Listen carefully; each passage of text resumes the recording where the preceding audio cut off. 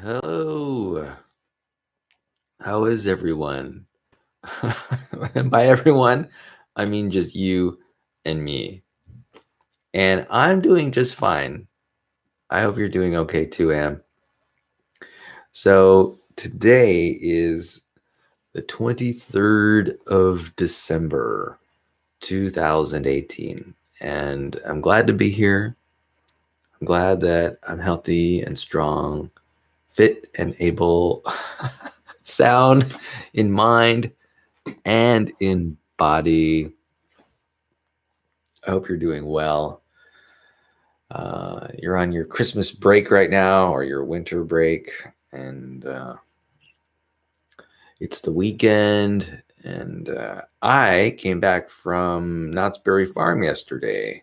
Had a fantastic time. Man, let me tell you. First, I really enjoy going to amusement parks. I don't know what it is. Just right now, at this time in my life, is this period I just enjoy going to amusement parks. Theme parks of all types, roller coaster rides, entertainment in the park, dancing, singing, crowds of people, food of all sorts. There's just something about it. I don't know what it is, and how thankful I am to be living in Southern California, where the weather is good pretty much all year round. And I live close to Los Angeles, and there's a ton of theme parks there in that city. What is it about Los Angeles and theme parks? I have no idea, but they're there. There are plenty, and they are begging for my vacation dollars.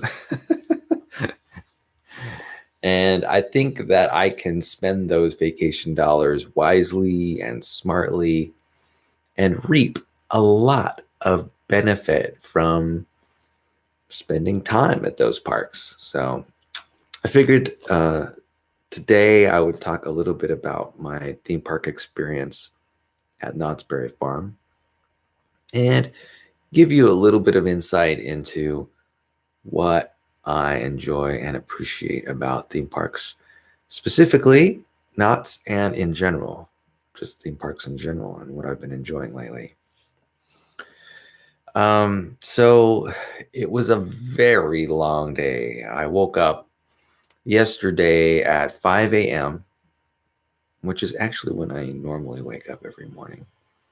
And I got ready to pick up my friend, Tara Trujillo, who was gracious enough to go with me to the theme park. I picked her up at 7 a.m. And then we drove to Los Angeles to Knott's Berry Farm, a 3.5 hour drive. And I had the pleasure of driving there and the pleasure of driving back. so I was 7 hours behind the wheel yesterday. Yeah, I felt like a truck driver. I was driving the big rigs. Boop, boop. It was like, I'm like Smokey and the Bandit out there. Actually, no. I try to drive as safely as I can on the streets. I know that highways can get pretty hairy, particularly down in the belly of Los Angeles, the belly of the beast, so to speak. Down there in that concrete jungle, there are a lot of very skilled drivers who drive down there. These are people who drive in traffic all day, every day. And they know what's up. They know how to get from point A to point B. They know how to move from lane to lane and move to the on-ramps and off-ramps. And I try to learn as much as I can from those excellent drivers and try to steer clear from the drivers who I think are acting in a risky way.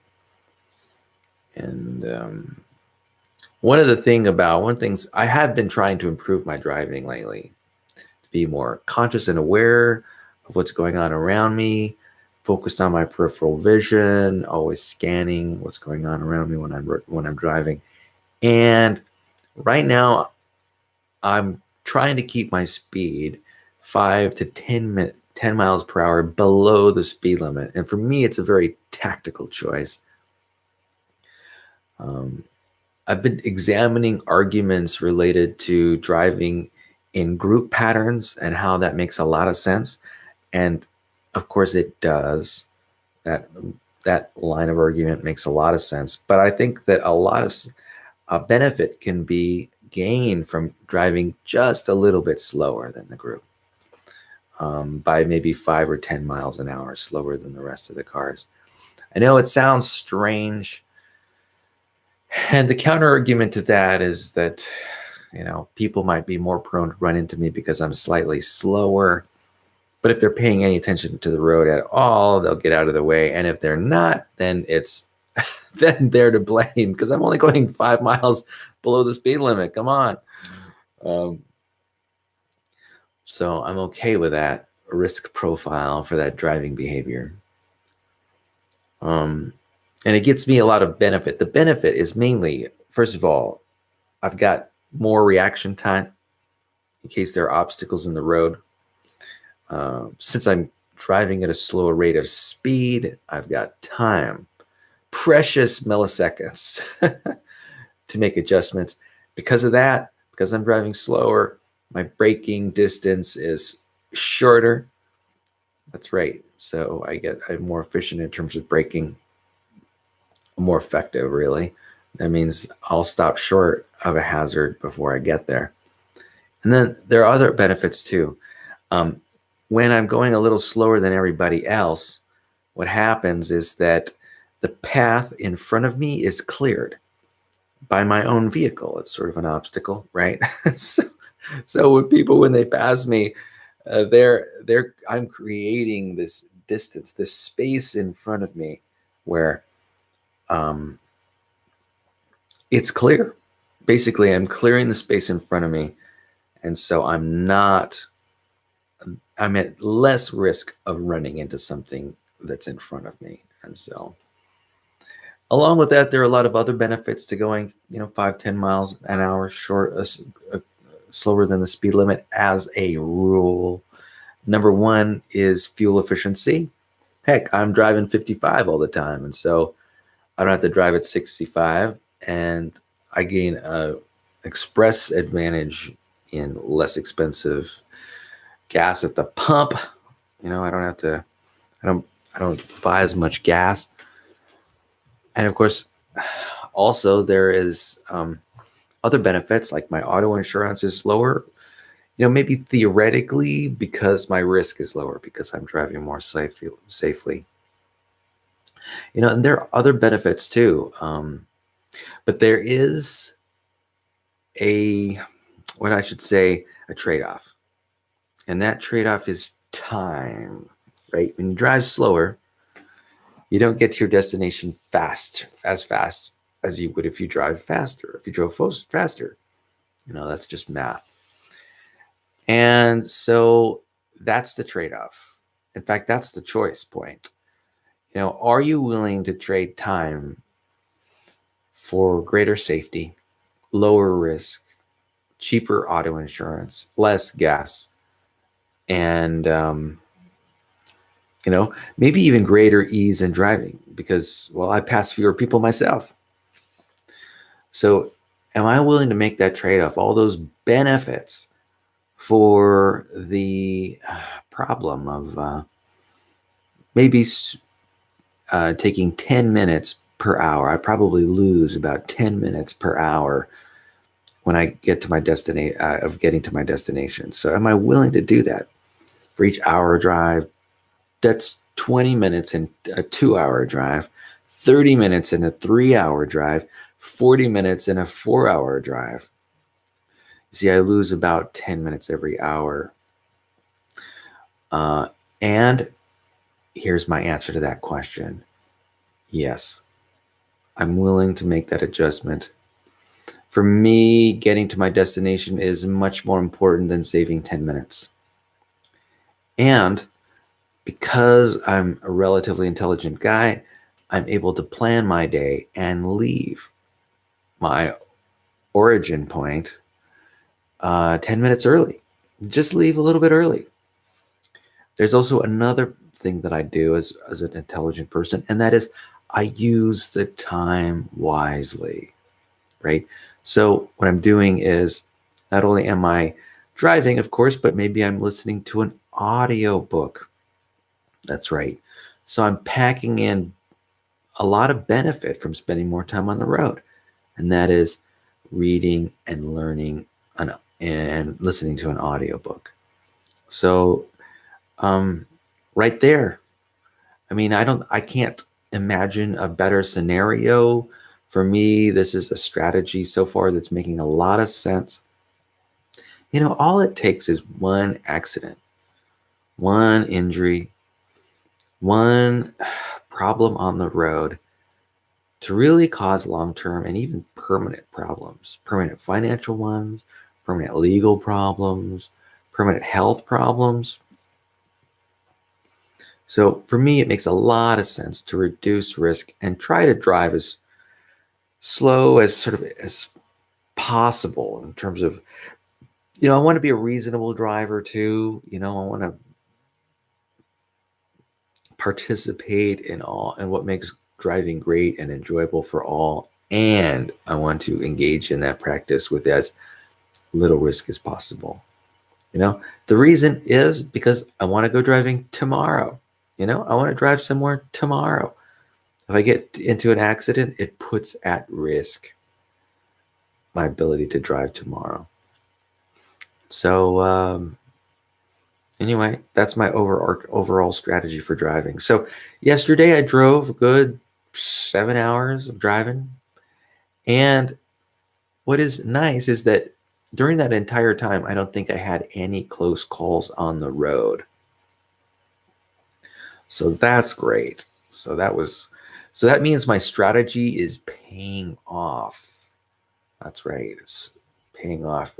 It's not always the case that I have no close calls on a long drive. I mean, that's 7.5 hours on the freeway. That's 7 hours on the freeway down in LA. It's common to have close calls. And I don't recall even having one close call yesterday. So that is awesome. So that immediate feedback is telling me that I'm doing something right. Now, of course, that's only one day of driving. And the plan is, of course, to do this every day. So, and it's working out so far. So I'm glad. So yeah, I went to Knott's Berry Farm yesterday with Tara. Had a fantastic time. Truly had a terrific time. Love that Knott's Berry Farm. Let me tell you, that is a place with a history. I was talking to a friend day before yesterday. I went to a vegan potluck yesterday, and there was an older woman that I know, and she was telling me about her experience at Knott's Berry Farm when she was younger. And then this was like 30 years ago. And what she told me was that when she was there with her family, she would actually pick boysenberries on the berry farm.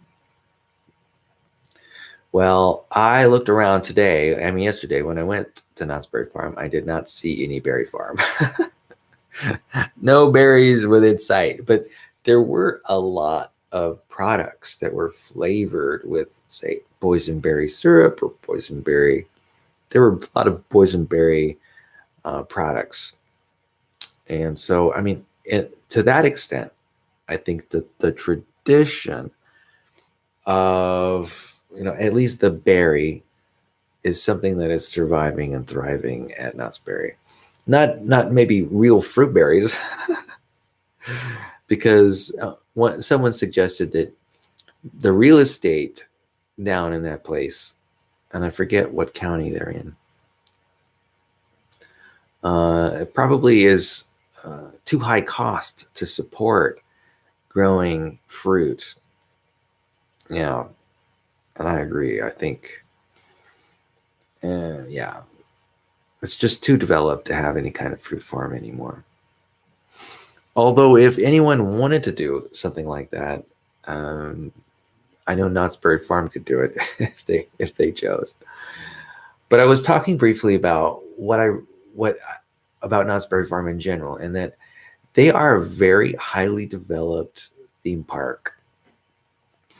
I think of Knott's Berry Farm as being somewhat on par with Disneyland. Now, of course, Disneyland is the pinnacle of the theme parks in terms of its age and development and planning and the intelligence and money that go into helping people's guest experiences be as best as they can be.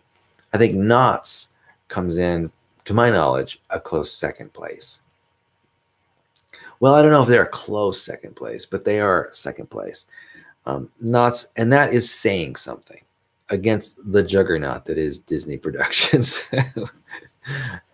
which the international conglomerate. Yeah, to be second place to something like that means that you're pretty spectacular if you could pull that off. And Knott's definitely does. They are, they've aged very well. They seem to have their finger on the pulse of themed entertainment options for people, for city dwellers like myself, and basically any visitor. They seem to really have their program on lock in many ways. In terms of their theme park rides, they were fantastic.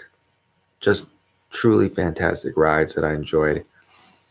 Now, that's not to say that there weren't any sort of less nice rides, and it's true that there were some of those, but I had the feeling that they were working those issues. And I also thought that the themed entertainment, like the song and dance aspect of it, they pulled off pretty well. They seem to have things pretty well covered. One thing I kind of noticed, though, was that some of their outdoor performances were a little loud, or even some of their indoor performances loud for my ears anyway. Now, my ears are rather sensitive and gentle. And so, but I thought that some of their performances were a little on the loud side. And so maybe they need to get some sound engineers in there to sort of help them out. Walk around with like a sound dosimeter or something like that to make sure that everywhere in the crowd, people are receiving pleasant levels of amplified sound. But generally, just from a general standpoint, things are very well. They've really managed to come along, at least in my opinion. Now, the last time I was at Knott's Berry Farm might have been over 30 years ago. I'm almost certain over 30 years ago. I think I remember being at Knott's Berry Farm when I was a boy. And that's on the age of like 9 to 14 years old, something like that. When I was, say, between elementary and middle school. I think that was the last time I went. My parents took me there when I was a boy. In fact, one of the rides that I appreciated the most when I was a boy was Montezuma's Revenge, the roller coaster. It is a loop-de-loop. Still continues to be a loop-de-loop. And from what I could tell, the roller coaster itself, like the structure, hasn't changed that much. And also, that roller coaster offered a considerable thrill that I really enjoyed, even today, 30 years later. So yeah, I think Montezuma's Revenge probably was my second or third favorite ride at the park. Yeah. Could definitely say that. And so what that means is that roller coaster ride has really sort of been well preserved. It's definitely stood the test of time in terms of its enjoyment level. And I mean, how pleasing can that be? I'm certain from a management perspective, that's wonderful. Only to have to pay for maintenance costs and, say, occasional minor upgrades to keep an attraction like that going, because it is well loved, by the people who go. So yeah, Glad to know that.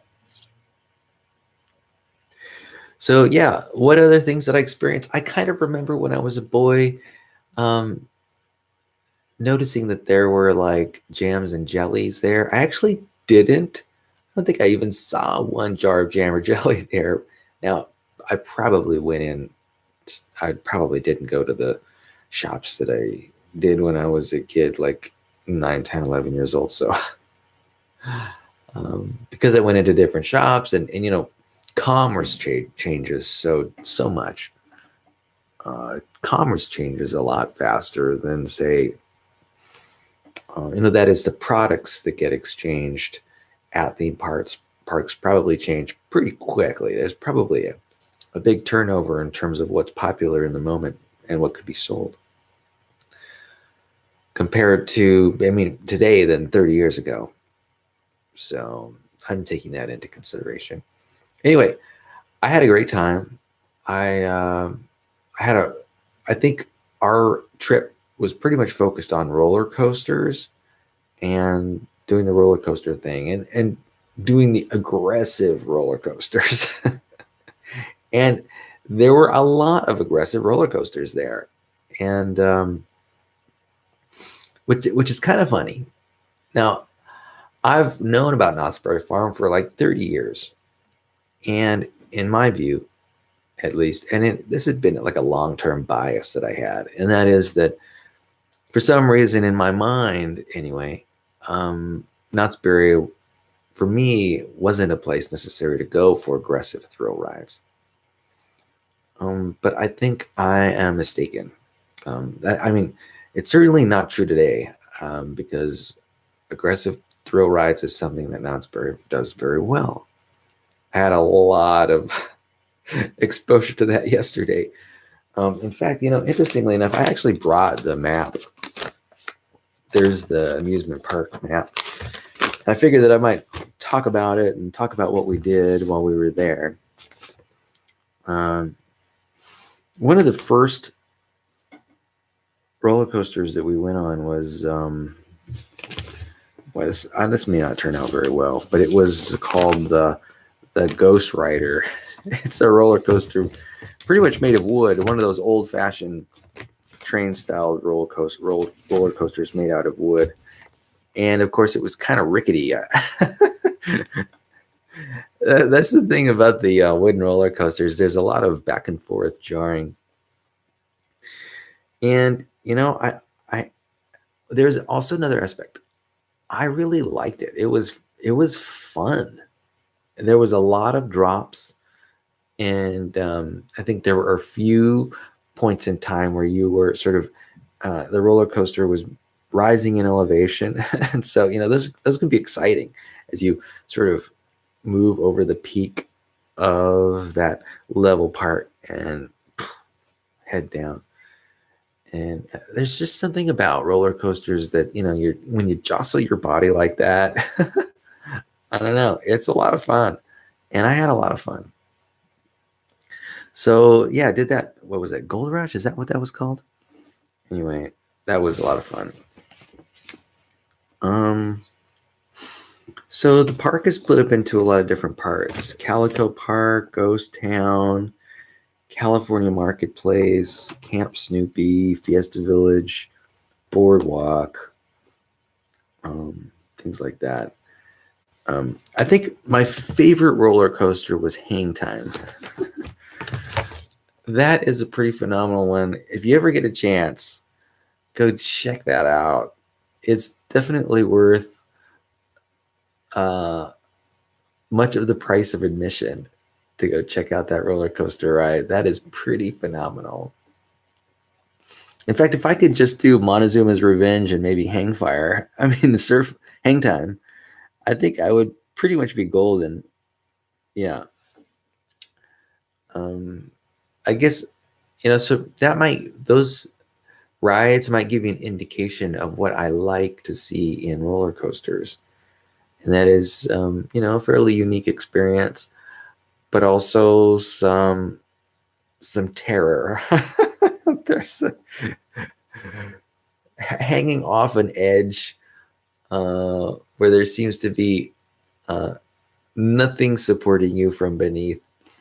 You know, there was also another ride that I really, really enjoyed, and I didn't expect to enjoy it as much as I did. But here it is. It was 79. It was called the Supreme Scream. Was that what it was? Um, and essentially, it's just an elevator, and you go up, and then it drops you, and you like that. You go down, you come back up, and down, and up, and down, and up, and down, and then up and down again.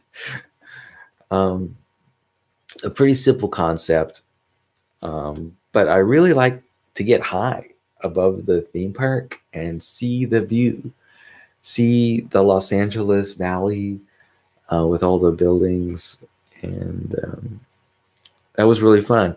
Once you're at the top, the tippy top, then they just let you go. You fall while your stomach basically goes up into your throat, and it's like, what? Yeah, it's really exciting.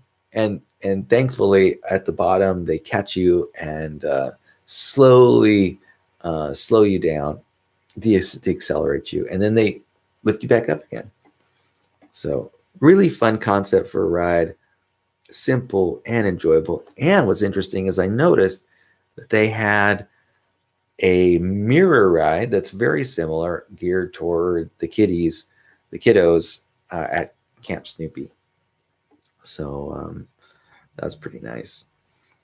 Um, I guess one of the things that I'm prone to do when I go to theme parks is I tend to eat a little bit too much, and I tend to eat what I call maybe recreational food, amusement park food. And while I really enjoyed all the food that I ate, and I loved having the choices that I had, when I got back home, I sort of regretted. I had these feelings of pangs of regret of some of the things that I ate.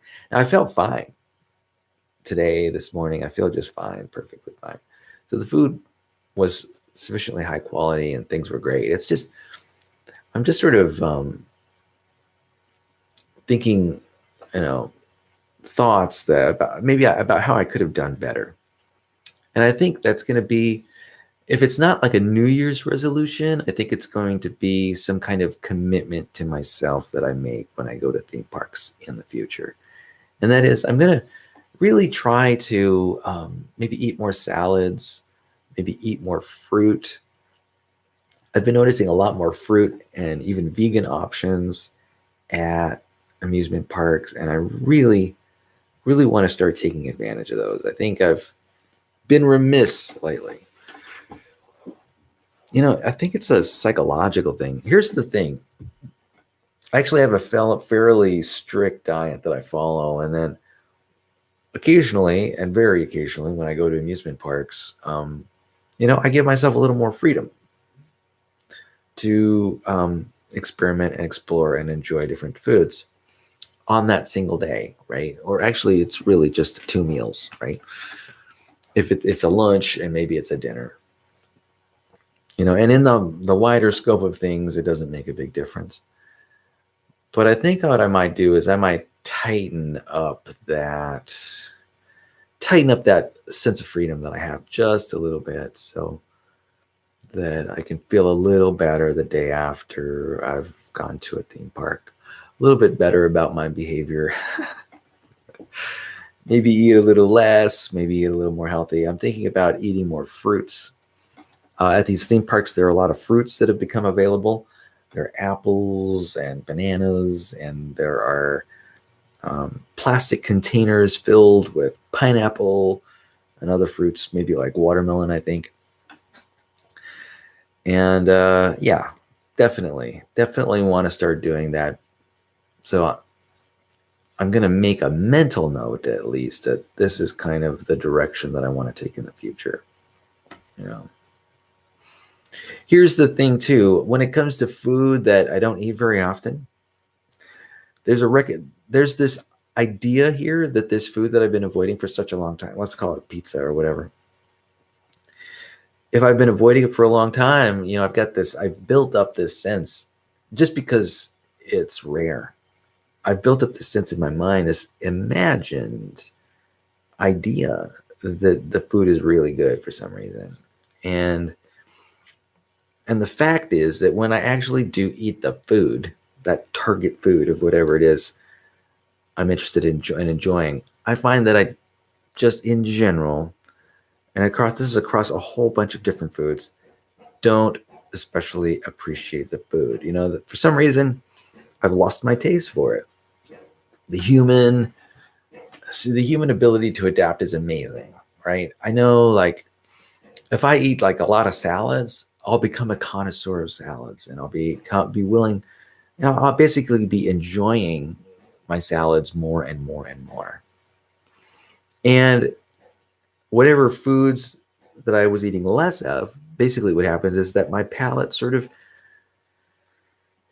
it adjusts, and I really end up appreciating the foods that I eat less and not more.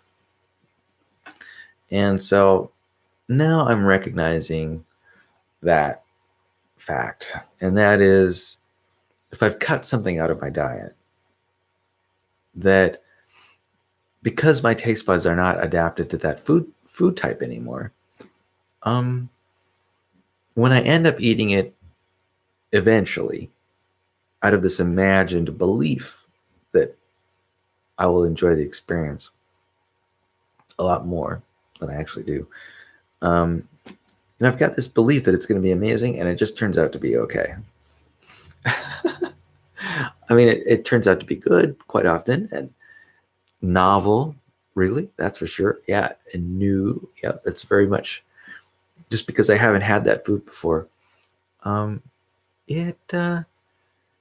Because of that, it's fine, it's good, but it's not great. It's so rarely great.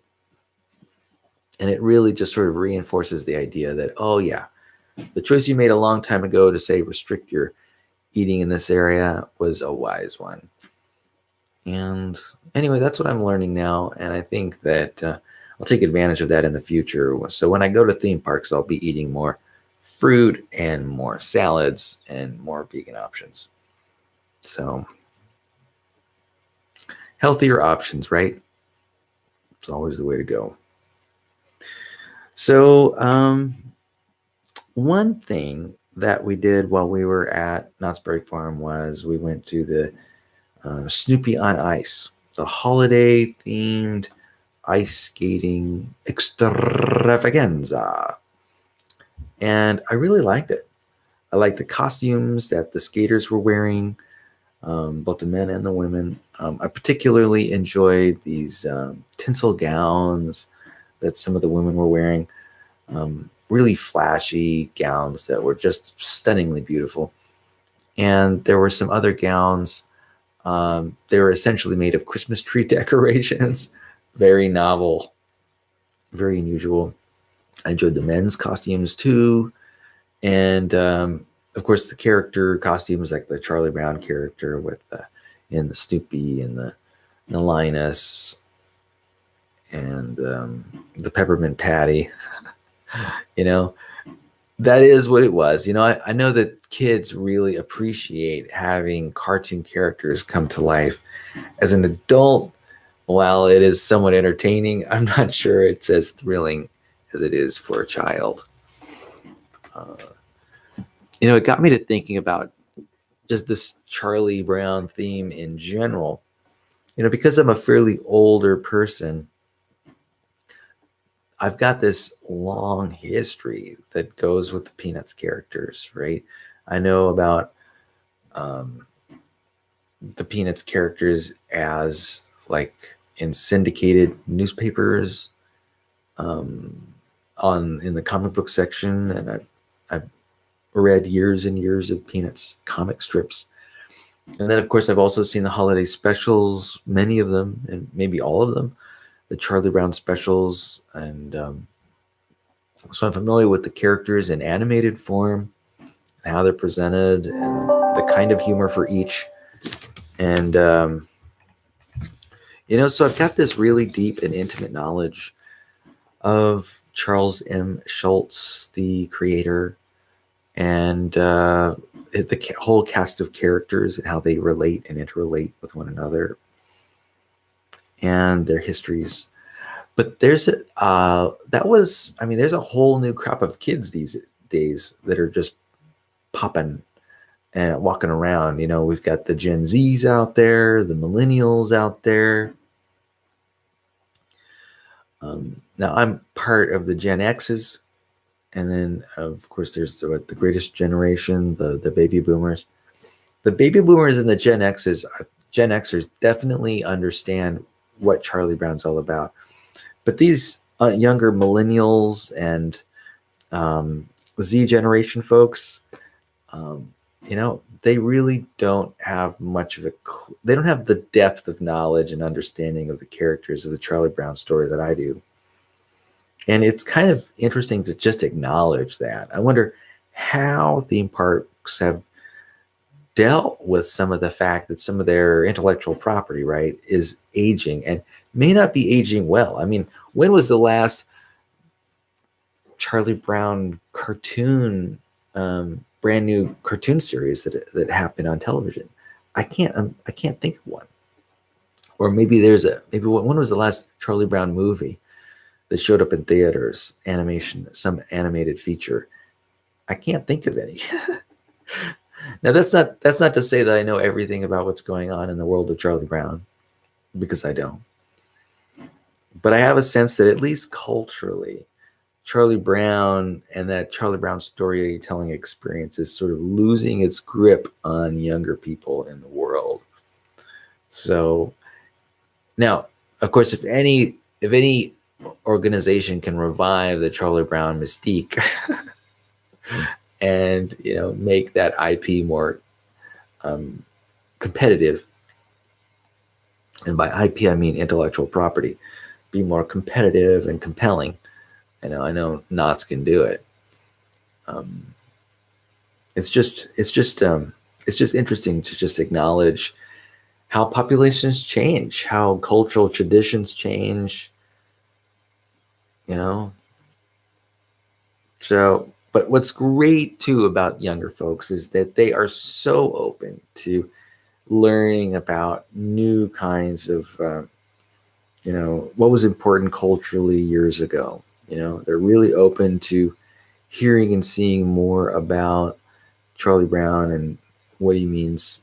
And, and I think that it's really easy to get a good gist of what Charlie Brown is and who his friends are and what his personality is like from, only a brief introduction that's available to most millennials and Gen Xers. All right. Let's see. What else have we got going here? So I talked a little bit about the rides. I talked a little bit about the food. I'm going to talk a little bit about the merchandising. Well, I'll tell you, first of all, I'm not really one to buy a lot of stuff, but I was with another person who was more into that than I was. They bought some magnets and maybe a refrigerator magnet, I think, and a shirt. And that's awesome. There are people who have really strong emotional connections to being in a special place at a special time and wanting to sort of take something away that helps them remember their experience, right? It's part of meaning making, right? You tell a story that's compelling, that a lot of people enjoy, and people want to take it with them, right? They want to take it back to their home so they can re-experience at least the memory, have some kind of reminder, right? A memento of what occurred in the past and the kinds of emotional associations that have been made. And I'm talking about this in a really sort of intellectual way, but it's really it's like an emotional thing, really. It's really about meaning making and sort of identifying with the story. And it's really personal. It's sort of it's what stories could possibly be. It's what they can be. It's the best of what a story can be, right? And that is to move someone to help them with emotional expression and emotional understanding and emotional intelligence. And that's awesome. And so merchandising plays a role in that. And so I was pleased to see what was there. What was neat is that they happened to have at the park, they happened to have local artisans who were presenting their wares for sale. And, I could tell that they're really trying to be consistent with the themes, like the Christmas theme, and be consistent with the theme of Knott's Berry Farm. And I appreciated the time and effort that went into sort of making sure that their booths were consistent with with the strings of thought and strings of meaning that were being weaved and formed at the park itself. And so, I don't know, I just appreciated that. I thought it was significant and worth mentioning. And anyway, that was really interesting and good. All right. Neat stuff. What else could I talk about? Oh, the theaters, the attractions. Oh, here's something that is interesting. When we arrived, my friend had bought Fast Pass tickets. And this is something to remember for future visits to Knott's Berry Farm. And that is, if you have the chance, if you have the opportunity to buy Fast Passes, then do. So valuable. Definitely worth the cost of what I actually don't even know what the cost was for a Fast Pass, but definitely felt like an honored guest. Definitely felt like I was moving to the front of the line. And so definitely pleased with the outcome when it came to the Fast Pass ticket purchase. Definitely a worthwhile purchase. And next time I go to Knott's Berry, I'm definitely going to put a lot of energy into getting Fast Pass tickets too. Now I didn't pay for them. Thankfully, my friend did, and I might reimburse. I'm planning on reimbursing her partially for some of the, so that we can have perfect equality, perfect equity in the exchange on our joint trip to Knott's Berry, which will happen. But anyway, I did want to make mention of the Fast Pass and how useful of a sort of a ticket that is. Good reminder. Got to keep that in mind. Well, anyway, I think that's probably about all I wanted to talk about. Good stuff, man. I had a good time. As you can tell, I mean, the very fact that I've spent like the last 40 minutes talking about my experience at Knott's Berry, it just goes to show just how moving the experience is to me in general, personally, right? It goes to show about how somewhat invested I am and willing I am to invest myself in enjoying experiences at local theme parks. Where this energy is coming from and why it's arriving now, I don't know. And how long will it last? I don't know. I can imagine myself in maybe 3 or 6 months being a lot more interested in reading books, or maybe going to museums, or who knows what else, maybe ocean sports. I don't know where my interests will take me, where my passions will take me. But right now, this is where it's happening. Yeah. So one thing I figured is maybe what we could do is start the segment of Q&A, the Q&A segment. That's a nice standby that we've been enjoying lately. Now, the question and answer period, Emily, just to remind you, is me just answering questions that I've found in this Kindle ebook that I have, and answering the questions the best that I can, just to give you a little bit of insight into who I am and what my experiences have been like and how I interpret the world around me. For you, it's a learning experience. For you, my guess is a learning experience for you and perhaps your children, and maybe even your children's children. And beyond that, maybe even anthropologists that live in the distant future, hundreds, thousands, and tens of thousands of years from now. That's right. My experience will be shared with the world, with the universe. All right, we'll see how far that goes anyway. At least I won't see it anyway. I'll be dead by then, but who knows? Maybe um, people in the future will resurrect my likeness and stories and personality quirks and turn me into some kind of automated robot, or maybe even better still, create some genetically modified organism that has my memories and everything that I've stated, all my habits, sort of roll up into the biological cyborg. Okay, beyond cyborgs, let's talk about the questions that are at hand. Now, I think I missed this question last time, so I'm going to read it maybe for the first time and answer it. This is question number 67. When relaxing on the floor, do you sit cross-legged, fold your legs to one side, sit with your legs straight out in front of you, or recline? So this question is all about leg sitting. So when I sit down on just like a bare surface, like a floor, uh, whether it has cushioning or not, chances are that I'm sitting cross-legged. Maybe I'll be sitting cross-legged maybe 50% of the time. The other percent of the time, I'll be lying back with my elbow and shoulder propping up my upper torso. And that is how I'd be hanging out on the floor. Now, if I'm sitting in a chair, it's true, I admit I like to cross my legs. No, I don't use the 4 square leg crossing pattern, but I'll use the sort of like the leg over the leg pattern. That is, oddly enough, a really comfortable position for me to sit in. But here's the rub. The drawback to that is that I think it's bad for posture. So yes, I'll cross my legs and I'll have bad posture at the same time, because what'll happen invariably is that I guess my hamstrings aren't very long.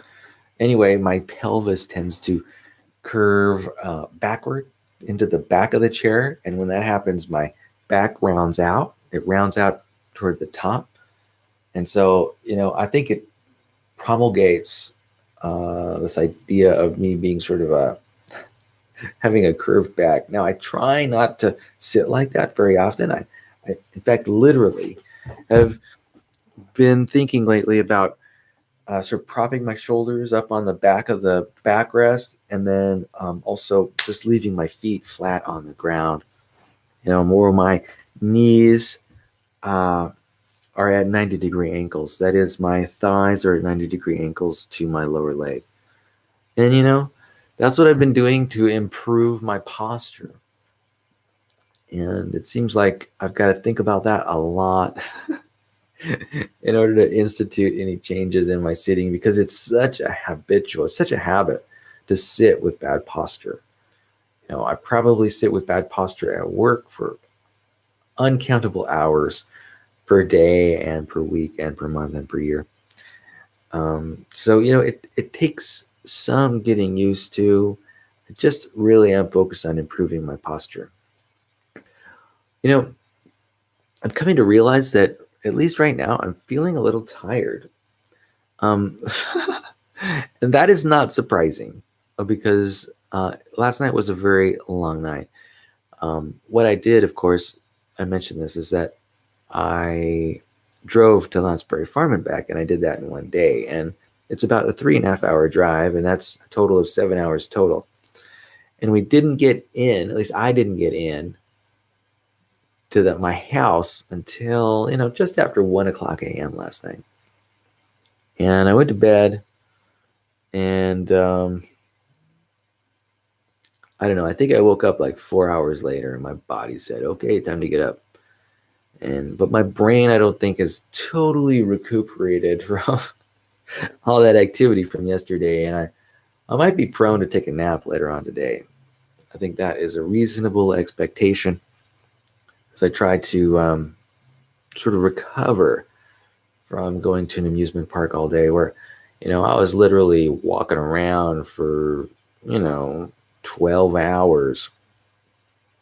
Maybe not so, not maybe not 12, but, at least 11 hours walking around, doing stuff. I'm so pleased and proud that I have a body that's able to walk around for 10, 11 hours and really feel no consequences the day after. That's right. My legs and feet have been well trained and they're strong and muscles are supple. And I have no trouble walking and standing around for 12 hours. So glad of that. What that means is that I'm walking about 17, 18, 19, maybe even 20,000 steps a day, which translates roughly into, 7, 8, 9, 10 miles of walking in a day. And I figure if I do that once a week or something like that, underneath a bright sky and brilliant sun, there's really no better way to spend the day than a long walk like that. And I think it really pays off dividends for me in the future. I've noticed that when I go on these long walks out of doors, I'm exposed to a lot of bright light and I'm doing a lot of exercise all throughout the day. First of all, it gets me stronger. And second of all, I'm noticing also that I'm happier. Maybe not like immediately, like while the exercise is happening, or even the day after. Really, that happiness really starts to kick in about the second or third day, or maybe even the fourth day. It kicks in so powerfully that it has taken me by surprise in the past. I've kind of wondered, why am I so happy? Let's make this happen more often. Thankfully, I think I've figured out what causes this major boost in happiness I get after a long walk and a long, lengthy time out in the sunshine. I think it's those two things. So I'm really looking forward to experiencing that jolt of happiness I get in the future. Maybe tomorrow, like Sunday, or actually today's Sunday, or Monday, something like that, or maybe even Tuesday, that'll happen. Now, I'm not going to stop exercising. I mean, I had a big day of exercise yesterday. Today, I plan to go exercising. I think I'm going to hit the pool today at about 1 o'clock p.m. I love going. I'm going to probably swim like about 1 kilometer, maybe. I might even do some extra work today. I don't know, maybe I'll do some paddleboard work or something like that. Maybe I'll try a few new swimming patterns like breaststroke or maybe even backstroke or something like that. So I'm really feeling good, definitely good enough to do my workout. And this week is going to be a special week. I planned earlier to work out every single day this week. That's right, working out 7 days in a row. I'm definitely psyched to figure out if that is right for me. Who knows, maybe I just need to exercise 4 or 5 times a week. But I'm going to give 6 or 7 at least a chance. All right, let's move on with the Q&A and move on to the next question. Question number 70, what magic tricks do you know? Perform one now. Okay, there was a time when I was really into magic tricks, and that was when you were into magic tricks, Emily. I don't know if you remember that time, but I purchased a few magic tricks for your benefit. And it was also interesting to me. What's kind of funny about me is that I tend to sort of see what other people are interested in, and I myself get interested in the same topic. Why that happens, I don't know. I'm really open to exploring new options and ideas about whatever topic is at hand. And often the topics that are available are topics that other people are exploring in the moment. And so I like to partner with them and explore the same subject with them as they are. And you've probably noticed this to be true of me also. I really use my friends as sort of a source of new ideas. And I use my friends as a source of guidance sometimes about what to do next and what my interests might be. I'm always experimenting and trying to understand different people's perspectives, and um, trying to learn about new things that could make me ever so slightly happier and more passionate about my life. And so, I use my friends and relatives for that purpose. I, of course, also use social media for that, and just surfing the internet and YouTube videos for that too. I'm always seeking out areas of interest that I could benefit from. It's part of my personal growth mindset where I'm continually learning new things and experimenting with ideas to help make my life better and more successful and happier. And it's great. It works out really great for me. And basically, the reality around me is my source for creative energy, creative ideas about how to change stuff, right? About what to do next. Anyway, let's move on to the next question. All right. Question number 71. What's the best or funniest commercial you've ever seen? Okay. The best or funniest commercial I've ever seen. Oh man, that is a really tough question. I have no idea. One memorable or notable commercial that comes to mind is the Wendy's Where's the Beef commercial. I think it comes to mind mainly because it was so ludicrous and so popular at a time when maybe I was focused on TV and TV commercials.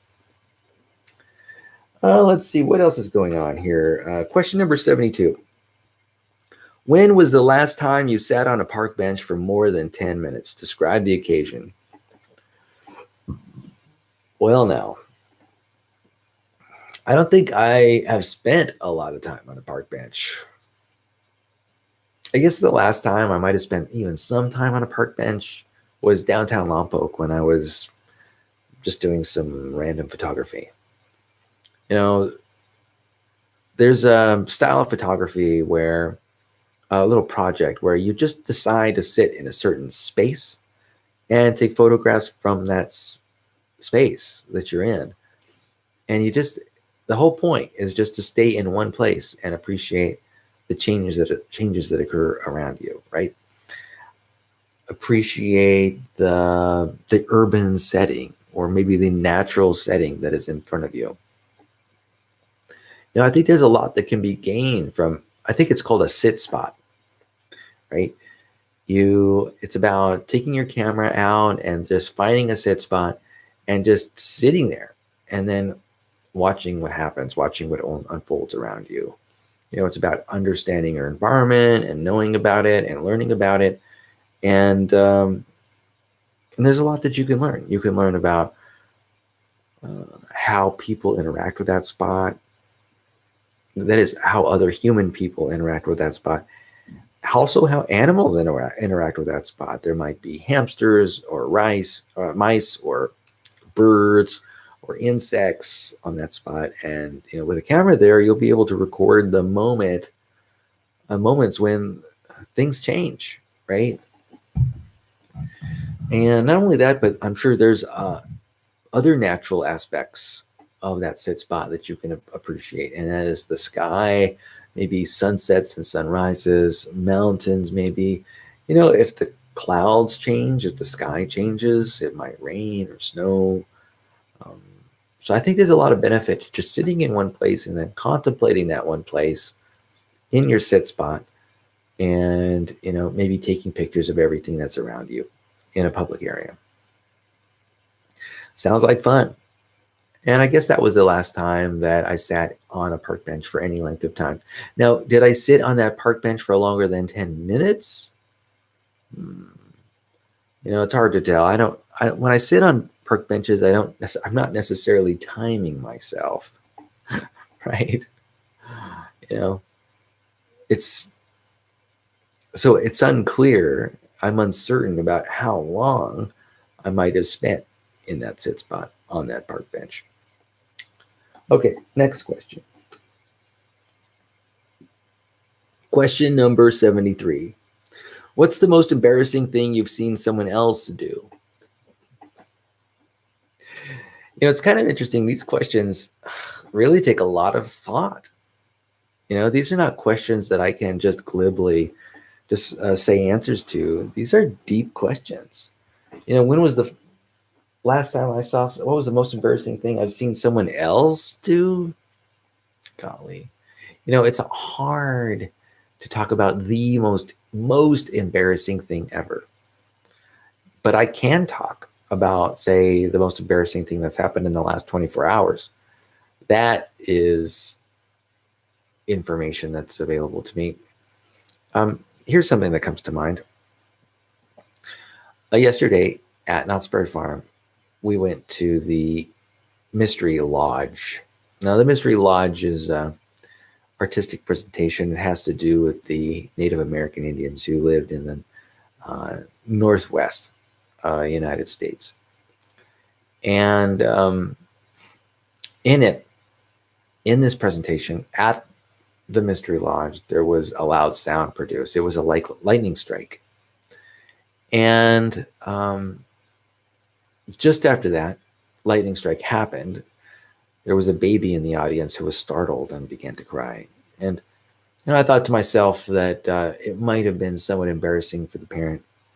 Certainly the parent had to get on the ball really quick and figure out ways to manage what had just happened.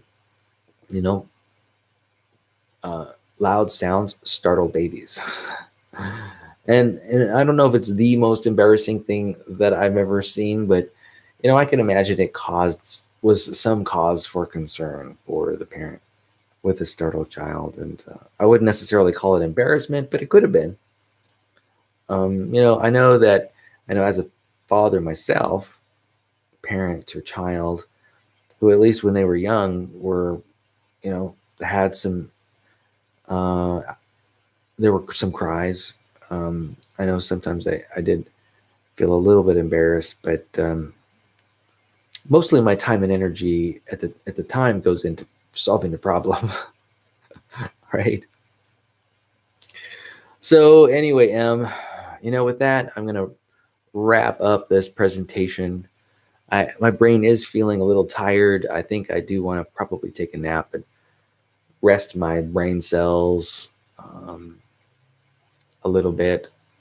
I want to thank you for clicking the link and deciding to learn a little bit more about me, maybe get a little entertained by my stories about what happened at Knott's Farm yesterday. I hope you and I get a chance to go to amusement park together. That's something that's quite important to me. I'd definitely like to make that happen. Maybe we can avoid any and manage the barriers that keep this separation sustained. And I think we can do that. We can do that in partnership with one another, supporting one another to help us connect in a way that meets both of our needs.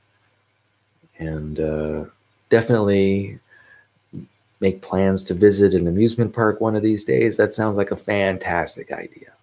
I could definitely get down with that idea and think about it and dream about it. I want to say that I love you very much. I wish you peace. I love you just the way you are. No need to change for me. I'm learning so much about myself and us as we go through this particular life circumstance, this life situation. And I just want to say how grateful I am for that experience. I know that there are a lot of parents who have it worse. They lose their kids to disease or injury. And I don't have that. As far as I know, you are one healthy kid and a smart one at that. And I couldn't be more pleased. That's right. So with that, I'm going to sign off. I love you very much, girl. Have a wonderful day today.